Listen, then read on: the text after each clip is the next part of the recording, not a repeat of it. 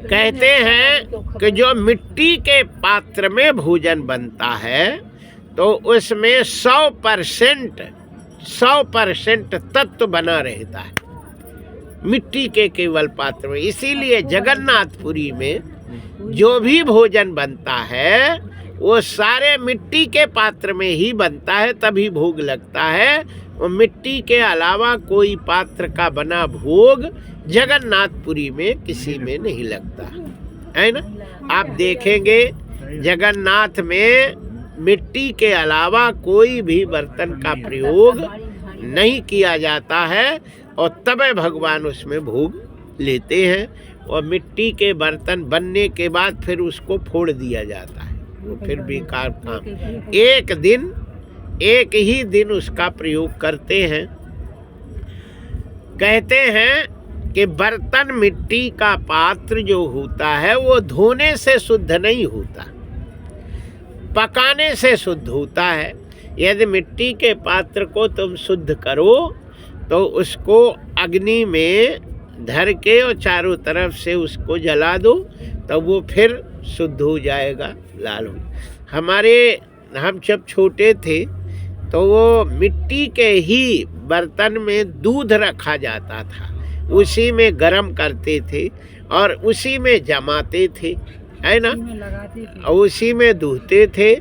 तो वो और घर में एक गड्ढा बना देते थे, उसमें कंडा वगैरह डाल के अग्नि तैयार कर देते थे और वो मटकिया उस पे धर देवे और ऊपर से एक गुड़सी रहती थी जिसमें छेद रहता था चारों तरफ, उसको ढक दिया। न इल्ली न बिल्ली कोई उसको नहीं, आराम से वो पकता रहता था, है ना।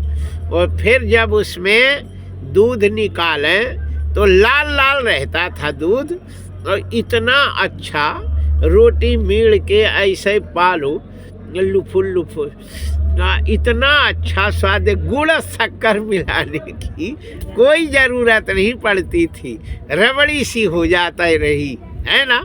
और आजकल तो दूध में यदि शक्कर ना हो तो पबता ही नहीं, है ना, शक्कर गुड़ नहीं।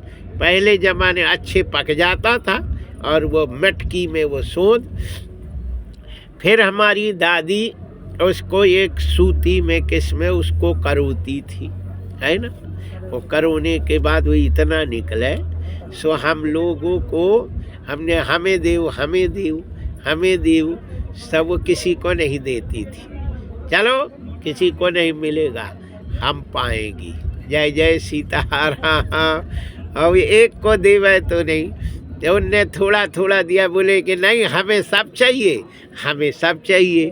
अब बताओ सबको कैसे मिले, सबको तो मिल नहीं सकता, और थोड़ा थोड़ा लो तो सबको मिल जाए। बोले नहीं हमें पूरा चाहिए, तो कैसे देवें, है ना। तो वो किसी को नहीं देवे।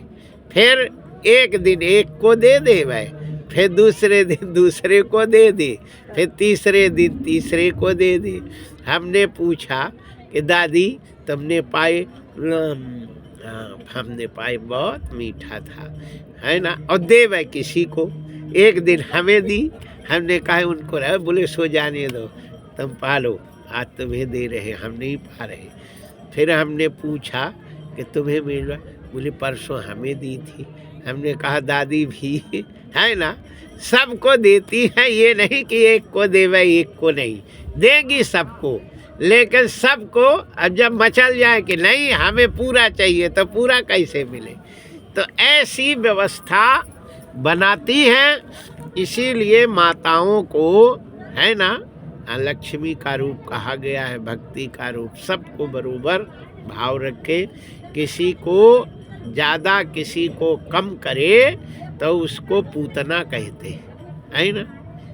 इसमें प्रेम करे, किसी को मारे, किसी को, ये भाव नहीं करना चाहिए। ये जैसे शरीर में 5 अंगुली हैं, छोटी बड़ी जरूर हैं, लेकिन 5 अंगुली में बरोबर दर्द होता है ना। काटो तो बरोबर दर्द होता है, इसलिए 5 अंगुली में बरोबर भाव रखने वाला ही जसोदा कहलाती है। सब में भाव रहे। जय जय श्री सीताराम। राम, भगवान श्री कृष्ण अब द्वारकापुरी के लिए जाते हैं और वहाँ चातुर्मास करने के लिए सभी महात्मा इकट्ठा थे और खूब बढ़िया भोजन हुए, खीर बने, चावल बने, दाल बने, सब्जी भी हुए। लड़के कहें वो दद्दा, आप उनको तो चावल दाल बन जाए तो सब्जी नहीं बनती, और सब्जी बन जाए सो दाल नहीं बनती, है ना। कढ़ी बन जाए सो दाल नहीं बनती, वो दाल बन जाए सो कढ़ी नहीं बनती। यार अच्छे आफत है। अब बाबा लोगों को तो दाल भी चाहिए और सब्जी भी चाहिए, सब चीज़ें चाहिए। इनके तो भरे हैं ना हल चले न चले कुदारी, और बैठे भोजन दे मुरारी, है ना। कृष्ण का नाम मुरारी भी है। बोले मेरे दादा का बुद्धि खराब हो गई है, 1 रुपए का काम नहीं करते ये लोग, और सानी बना बना के हम मरे हैं, और दूध दूध के धरे तो इनको दे देते, हम लोगों को तो इतने ही नहीं मिलता है। देखने को एक रोटी में मिल जाए सो दूसरी रोटी नहीं पा सकते, इतने नाप तौल के मिल रहा। इन्हें तो बेनाप मिलता है, बेतौल मिलता है ना। शास्त्र में लिखा है कि दान करे लेकिन तौल के दान नहीं करना चाहिए, नाप के दान नहीं करना चाहिए, है ना। सीधे बिना नापे बिना तौले ही दान कर देना चाहिए, उसका फल ज़्यादा मिलता है। तो इन्हें तो बिना तौले बिना नापे भर देते, हम लोगों को सीताराम है, इनका तो बुद्धि खराब हो गई।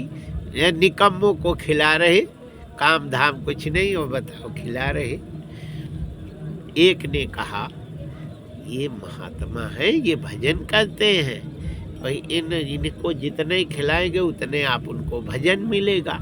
जैसे दुकान में गए तो जितनी रुपया तुम डालोगे उतना माल दुकान से मिलेगा, और तुम नहीं डालो तो नहीं मिलेगा। 1 रुपया दोगे तो 1 ही रुपये का तो माल आएगा कि नहीं, और तुम ज़्यादा रुपया ले जाओगे तब झोला भर आएगा, बहुत सामान आएगा।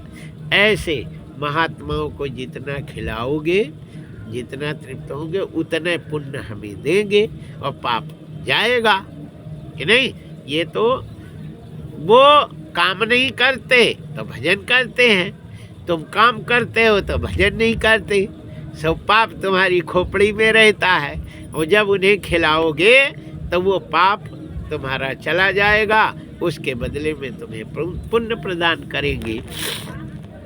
अरे बोले ये बुढ़िया पुराण तो लगा है, ऐसा है, कुछ नहीं होता है, ये खा खा के और जो है बेकार कर रहे हैं, इनको जानते हैं, क्या पता जानते कि नहीं। बोले कि तो परीक्षा ले लिया जाए। कभी भी माँ बाप की परीक्षा नहीं लेनी चाहिए, माँ बाप की परीक्षा नहीं लो, पति की परीक्षा नहीं लेना चाहिए, गुरु बाबा की परीक्षा नहीं लेना चाहिए, है ना। और महात्माओं की परीक्षा कभी नहीं लेना चाहिए, है ना। भक्त को भगवान की परीक्षा नहीं लेना चाहिए, नहीं तो बड़ा उल्टा हो जाता है। और उन्होंने नहीं माने, परीक्षा लिए, एक कढ़ैया लोहे की पेट में बांध के और साड़ी ओड़ी पहना के ले गए।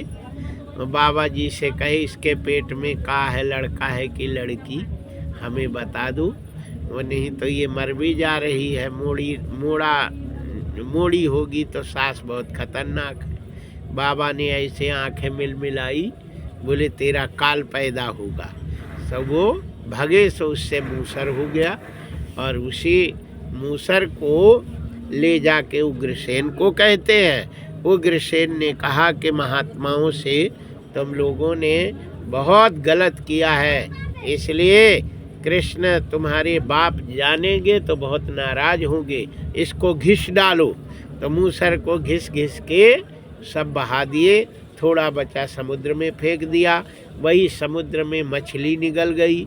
बाद में मछली को मारा बहेलिए ने तो उसके पेट में चमकीला सा निकला, उसने बाण में लगा लिया और जो घिसने से वो पटेर के कण जो थे लोहे के, उससे पटेर की निर्माण हुआ और पटेर के जो किनारा था उसी में वो लोहा घिसा हुआ लग गया जो तलवार से भी बहुत तेज था। और ये लोग मदिरा पी करके जैसे जाते हैं प्रभास पाटन क्षेत्र में, उन्होंने उस घास को उठा के एक दूसरे को मारते हैं और उससे उनकी सब के सब समाप्त हो जाते हैं। यहाँ कहते हैं